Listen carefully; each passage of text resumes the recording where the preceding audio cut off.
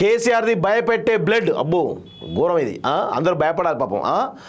ఆయనను ఎదుర్కొనే దమ్ము ధైర్యం లేకే అక్రమ కేసులు ఎన్ని కేసులు పెట్టినా నిప్పు కనికల్లా బయటకు వస్తాం. రాష్ట్రంలో తెలంగాణ తల్లి స్థానంలో కాంగ్రెస్ మాత ఎమ్మెల్సీ కల్వకుంట్ల కవిత అంటూ చూస్తూ ఉన్నాం. సో ఆమె నిన్న నిజామాబాద్లో అటువంటి బహిరంగ సభలో ఆమె మాట్లాడినటువంటి కాంగ్రెస్ కేసీఆర్ది భయపెట్టే బ్లడ్ అట. ఎవరిని భయపెడతారు చెప్పాలి కవిత గారు, ఎవరిని భయపెడతారు?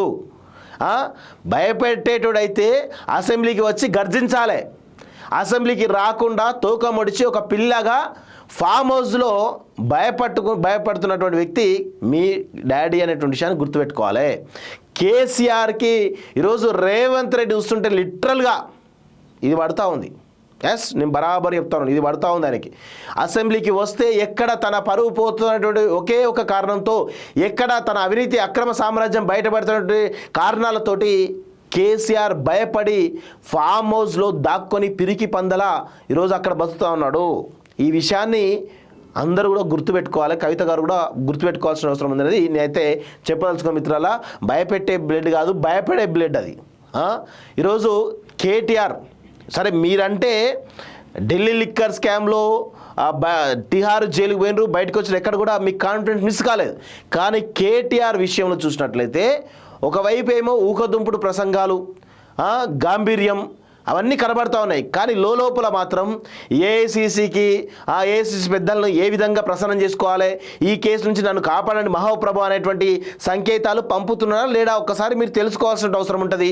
ఈరోజు గతంలో గవర్నర్ పర్మిషన్ ఇవ్వద్దు అని చెప్పేసి ఆర్ఎస్ఎస్ బీజేపీ వాళ్ళ కాళ్ళ దగ్గర మోకరిల్ల విషయం వాస్తవమా కాదా ఢిల్లీకి వెళ్ళి ఈరోజు ఇప్పుడు కూడా ఏఐసీసీ వాళ్ళను ప్రసన్నం చేసుకోవడానికి ప్రయత్నం చేస్తూ ఉన్నాడు, పెద్ద పెద్ద డీల్స్ మాట్లాడుతూ ఉన్నాడు.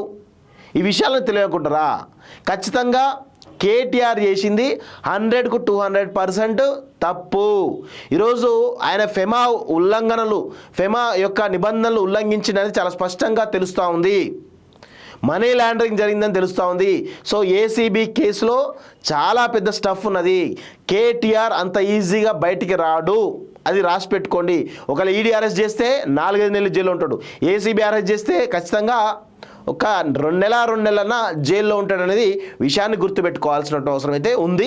ఒకసారి మీరంటే జైలుకు వెళ్ళి వచ్చిన తర్వాత దృఢంగా అయినారు, కానీ కేటీఆర్ లాంటి వ్యక్తులు జైలుకు వెళ్ళేస్తే మాత్రం ఖచ్చితంగా రాసి పెట్టుకోండి, మొత్తం మానసిక స్థైర్యం కోల్పోయి పిచ్చోడ్లాగా తయారవుతున్నది చాలా స్పష్టంగా నేను చెప్పగలను.